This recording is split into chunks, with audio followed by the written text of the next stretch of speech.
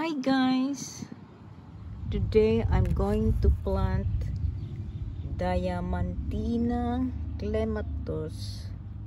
I've waited 2 weeks for this blossom.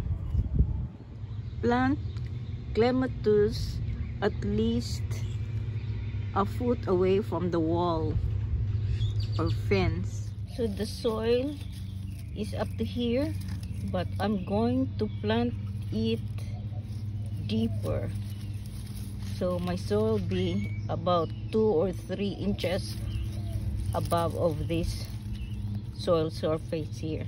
My native soil is clay, so I'm going to use mulch for good drainage. My soil mix is 8 parts of garden soil, 2 parts of peat moss, and a handful of